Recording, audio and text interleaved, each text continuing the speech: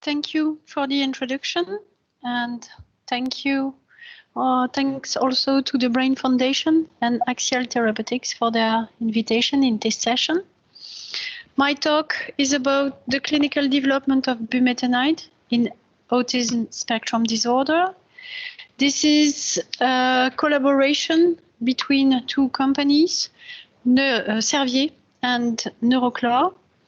I am myself an employee of Servier, which is an independent international pharmaceutical group governed by a non-profit foundation. We are the second largest French pharmaceutical company, and we are ranking 32 worldwide.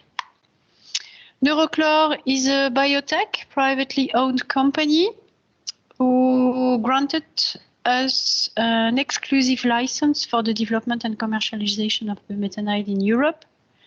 Neuroclore has the rights for the rest of the world and is looking for partners.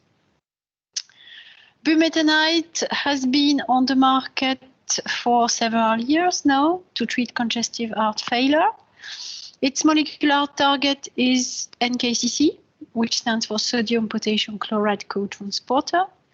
In the brain, bumetanide inhibits NKCC1 and normalizes chloride concentrations in neurons and thus restores the GABAergic system from an excitatory configuration into an inhibitory one. These excitatory actions of the GABAergic system were described in the early 2000s by Ezequiel Benary, who is the founder of the Neuroclore company. He also gave a talk during this event on November 22. If you want to have a look on his video, you still can. He decided with a clinician to treat some patients, few patients with bumetanide, and the results were quite encouraging. So they decided to go for a proof of concept study in 54 children. And it's the start for a long clinical and regulatory process. They went first to the MEA, and that first advice led to a pediatric investigation plan for bumetanide in ASD. There were two requirements in that development plan. First of all, the development of a formulation adapted to the children. And the second one was to run a clear dose range study. At the end of that study, we, Servier, become applicant, and we decided to go back to the MEA with all the results in hand to discuss further the development plan of bumetanide, especially for phase 3. We also discussed it with the FDA, and I will show you the different discussion we had. First of all, the proof of concept study was randomized, double-blind, placebo-controlled. You've got the design here, 3 months treatment with bumetanide 0.5 milligram twice a day versus placebo, followed by a discontinuation period. The main primary criterion was the CARS total scale, the CARS total score, and the main analysis, the change from baseline. If you look here at the results, these were statistically significant for the bumetanide 0.5 milligram dose with a 5.6 improvement on the total score of the scale. And what's even more interesting is to look to the discontinuation phase, where you have a loss of nearly 3 points during that period. So that is to say that nearly half of the improvement that was seen with bumetanide during the treatment period was lost when the treatment was stopped. So it's an important point because it is an indirect way, finally, to show the efficacy of the drug. and it permits us also to conclude that there is a need to go for a longer period of treatment. As regards to the dose range study, randomized double-blind, placebo-controlled, 3 months of treatment duration with 3 different dosages, 0.5, 1, and 2 milligram twice a day, so still versus placebo. Primary criterion was still the course total score, and the main analysis still the change from baseline. Again, it's the 0.5 milligram dose that showed statistically significant result with an improvement close to 5 points, so similar to what was seen in the previous study. And so that leads to a 4 points difference with the placebo group. If we look to the secondary criterion, the SRS scale, and the main analysis, the change from baseline again, what's interesting here is to look at the difference versus placebo in the different dosages arms, because all of these dosage reach the cutoff of 10 points difference versus placebo. You know that cutoff was defined by the MEA upon the memantine development, memantine trial development in ASD, and the FDA stated that a 10-point difference between the placebo group was considered as a clinically relevant result. What's even more interesting here is that you clearly have a dose effect relationship on this analysis. So we've got close to 10 points with the 0.5 milligram dose, 15 with the 1 milligram, and 21 with the 2 milligram. So clearly a dose effects relationship, and that's also an important clue for the evidence of the efficacy of the drug. If we look now to the safety, withdrawal during the treatment period, there were no withdrawal with the 0.5 milligram dose. And you see that there were different withdrawal with the 2 other dosages. Clearly, here a safety dose relationship that, of course, was in favor for the 0.5 milligram dose. And if you look to the type of adverse events that were reported, the main reason for withdrawal was hypokalemia, which was appeared most of the time during treatment initiation. It was asymptomatic and without any impact on the cardiac function. But here again, it's the 0.5 milligram dose who showed the lowest rate of hypokalemia as compared to the 2 other ones. So this is where we stand at the end of phase 2, and what conclusion could we draw at that stage? First of all, we were able to demonstrate the short-term efficacy of bumetanide in 2 studies.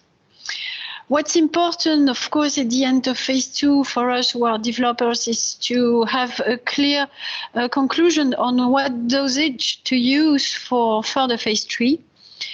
Here, it was clear that we would go for the 0.5 milligram dose because it was statistically significant in both trials. But in addition, these results were consistent between the 2 trials with close to 5 points improvement. As regards to the benefit-risk ratio, it was obvious that it was that dosage who showed the best benefit-risk ratio with no withdrawal during the phase 2, fewer hypokalemia cases, as we saw. And I have no time to show you this data, but the hypokalemia cases were also of mild intensity, and 50% of these hypokalemia cases needed potassium supplementation. The other half were managed by adapting food. So it was possible clearly to normalize potassium levels just with food. As I said, the discontinuation period was of great interest, and we could conclude that there was a need to treat for a longer period of time. And again, I have no time to discuss the formulation, but it was set up for phase 2, and we improve it for phase 3 as well. It's clearly dedicated to children, and the dose is adapted to the children weight. So for children weighing less than 25 kilograms. Obviously, everyone was happy with that formulation, parents, children, but also caregiver, what to use and to administer it. So what has to be done now? That was the question when at this stage. So clearly, we need to still demonstrate the long-term efficacy of bumetanide. At the time we were doing this, the European Agency released a guideline related to the clinical development of medicinal products for the treatment of ASD. EMEA is the sole agency who has released such a guideline yet. So I think it could be interesting to have a look in what's in there. So as regards to the development plan, it's really a standard one. You must run a clear dose response relay study before going for confirmatory trials. You must demonstrate your short-term and your long-term efficacy, and you must do it versus placebo, because the EMEA stated clearly that there is no active comparator as of today in this pathology. So placebo must be used. So I would say something very classical in terms of development plan. If we come now to the requirements which are more specific to ASD, you must demonstrate your long-term and short-term efficacy on at least one core symptom. The guidelines refers first to the DSM-5, so either the social deficit core symptom, either the repetitive behavior symptom. And you must have your efficacy, which is supported by positive effects on functionality. Another point, it's also important to demonstrate that the effect of your drug is specific to ASD. So if you may not have any symptom-specific or pseudo-specific effect, you really need to demonstrate that your effect is specific to a core symptom.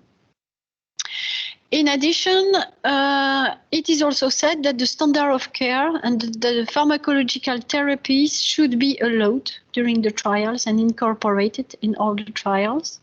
So for us as developer, it means that we need to show the efficacy of our drug on top of standard of care. As regards to extrapolation, you can, of course, not extrapolate between adults and children, but what's even more tricky here is that it says that extrapolation between pediatric group is also of limited validity.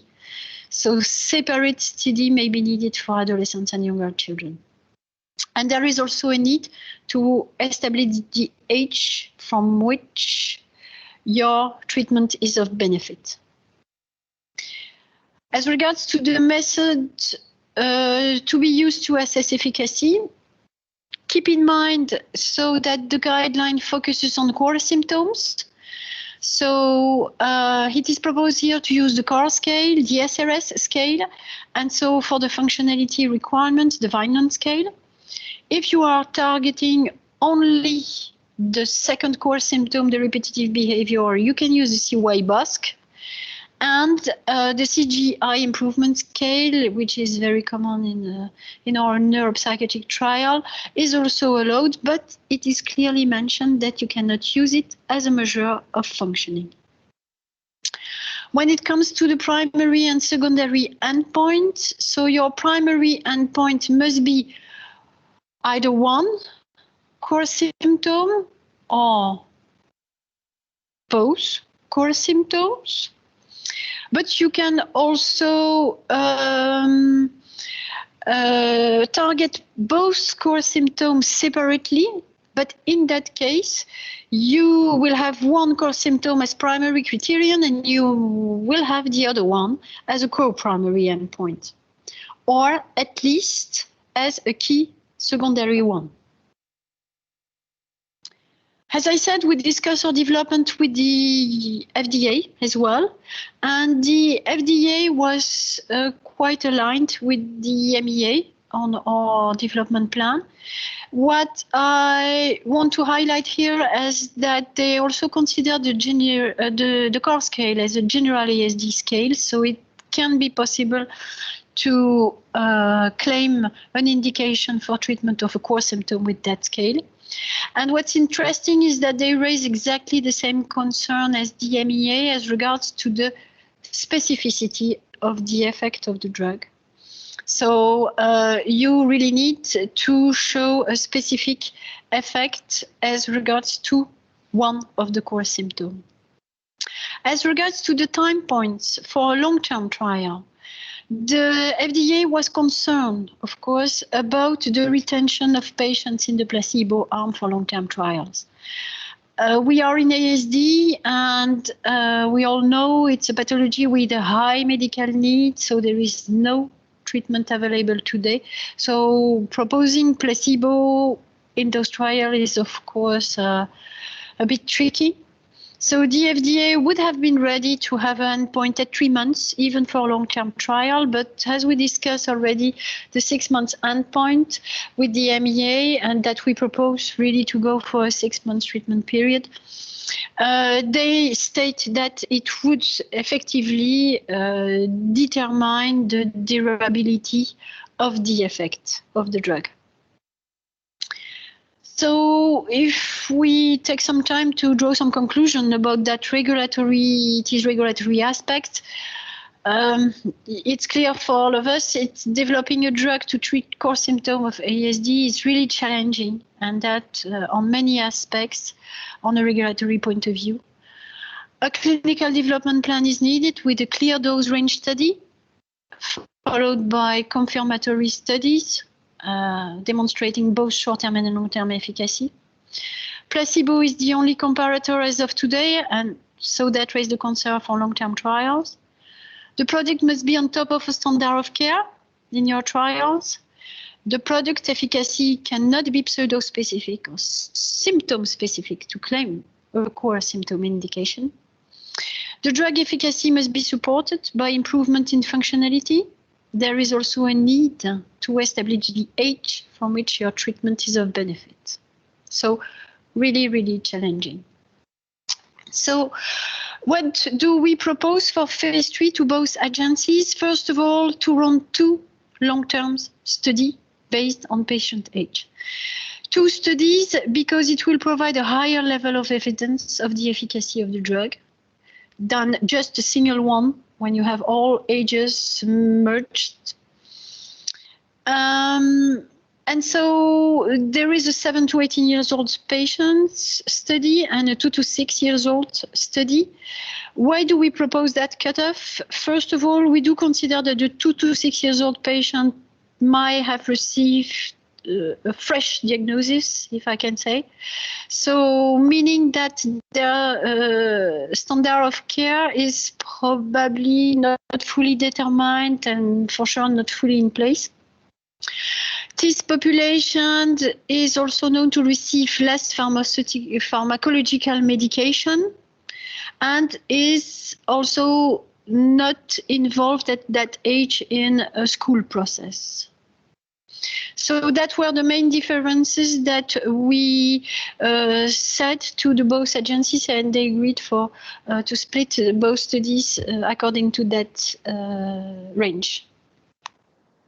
Here is the design of our phase 3 studies. it's really twin studies, so they clearly have the same design. A 6-month double-blind treatment period, at the end of which we have our primary analysis, a 6-month open-label treatment period, and a 6-week treatment discontinuation period. We are targeting a large population. With the cutoff we put on our different scale, we should have a moderate to severe population. And we are in these trials on top of standard of care. We just asked to have the standard of care stable during the double-blind period. And we have no cutoff as regards to the IQ. So patient may include the studies, whatever their level of IQ. The 6 months double-blind treatment period is there to establish the long-term efficacy and safety of bumetanide. The 6 months open-label treatment period will provide efficacy and safety data over a 1-year treatment period if you consider the patients who were randomized to bumetanide in the double-blind treatment period. And that open-label treatment period allows us also to cope with that concern related to placebo patients, as these patients will also have access to the drug in the second part of the trial. And as I said, the discontinuation phase was really of interest, so it was decided to reconduct that discontinuation period here for 6 weeks, and it will permit us to conclude for a chronic treatment with bumetanide. Our primary criterion is still the CAR scale. It allows us to claim an indication for both core symptoms, provided, of course, that we have no pseudo or symptom-specific effect. The scale was able in the previous trial to capture the improvement with bumetanide, but also the loss of improvement. So we also published some data on the CAR scale showing that it is strongly correlated with the CGI improvement scale. And we probably go further in the characterization of the CAR scale. The CAR's assessment in our trial are done by an independent rater, a clinician, who has no access to all the other data of the patient. That permits us to ensure the blind with bumetanide. And as this scale was also used in the previous trials, we will be able to pool the data for a meta-analysis and have some information in more than 500 patients. As regards to the secondary criterion, we use all the scale that are proposed in the guideline, except the CY-BOSC, but we are targeting both core symptoms through the CAR scale, so no need for the CY-BOSC. And there is, of course, the Vineland there to answer the functionality question. It's time to come to the conclusion to my talk. So bumetanide, you see, has an extensive development program that complies to the different regulatory requirements. It focuses on a large ASD pediatric population, moderate to severe patient with no specific cutoff as regards to the IQ. First results of this program are expected by the end of next year.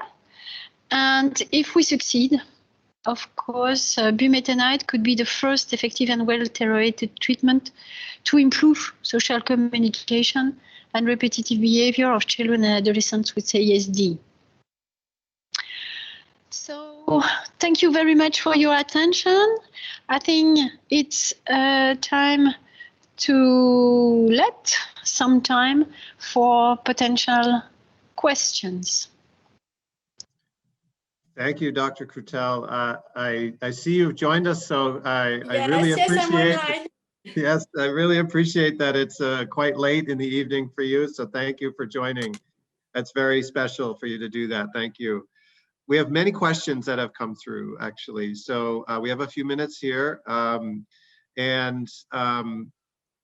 The first one actually, two of them came in while you were giving your talk, and you answered them in subsequent slides. One was about the durability of the effect and whether you would need to demonstrate that. And I think you answered that quite clearly. So one other question was it necessary to give potassium supplementation for any patients along with bumetanide? If so, what form of potassium supplement was given? This is really something we let to the clinicians. It's up to them to see how they want to manage the hypokalemia. It's quite different depending on the countries. Some countries have plenty of potassium supplementation available, and some other ones just have a few ones. So we really decided that it's up to the clinician who will be potentially the prescriber of the drug to see how they want to manage that risk. And up to date, they are doing very well. Okay, thank you. The next question is, are there any thoughts on the difference in dose results when assessing with CARS versus SRS? Maybe it's just asking for your perspective on this. That's a good question, but if you look to the data I showed, the results in the CARS scale, on the CARS scales, were in the full analysis set. And so that is the one which is required by most agencies. So of course, when you analyze in the full analysis set, you have the patients who go up to the end of the treatment period, but you also have all the patients who withdraw from the trial. Mm-hmm. So it's a way for the agencies to have a look not only on the efficacy of your drug, but also on the safety. It's more a benefit-risk ratio. And the data I show you on the SRS were on the completer set. So on the completer set, it's just the patient who went to the end. And so we don't take into consideration the withdrawals patient, the patient who withdraw from the trial here. So it's more analysis that assesses only the efficacy of the drug, if I can say. And as you see, the highest dosages were clearly impacted by safety. Mm-hmm. So I think that's why you see that difference between the two. Of course, I think that's the major difference. Okay. It's a methodological difference. Okay. And along those, I guess it's maybe a little bit related question. Is there any evidence for increasing the dosage from 0.5 milligram if there's no clinical response? That is something probably we will have to investigate during our development plan. Yes, oh, okay. Yes. The first in the first trial, some clinicians were effectively to say we would have been happy to have a higher dosage sometimes with some patients, but you see, we really have, for the moment, to focus on the dosage that has the best benefit-risk ratio, but we will probably investigate that in our development later on.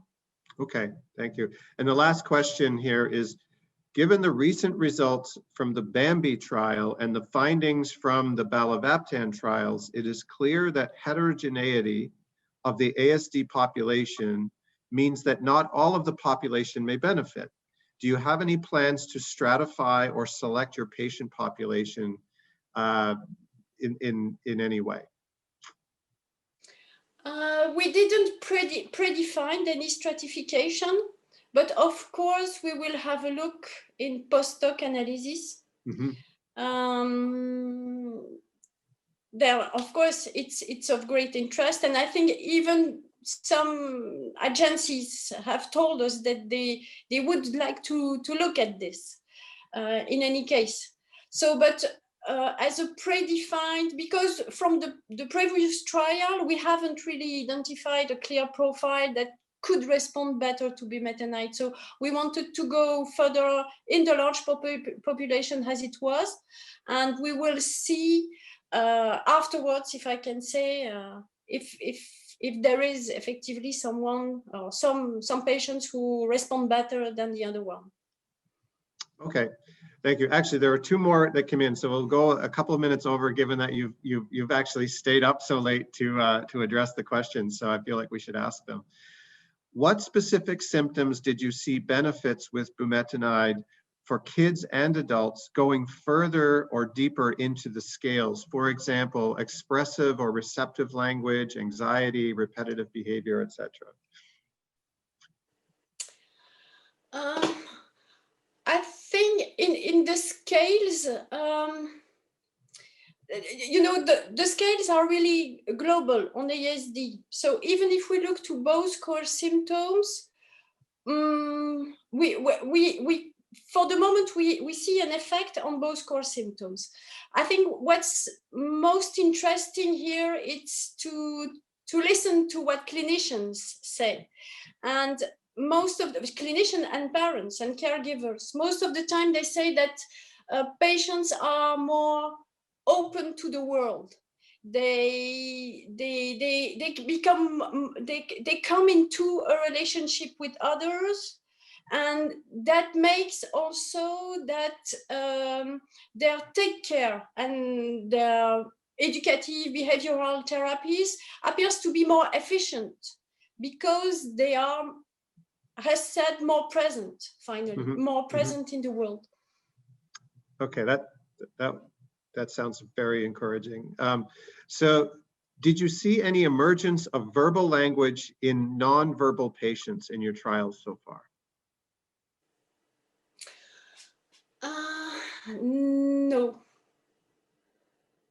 No. That's a good question. It's a good question, but no.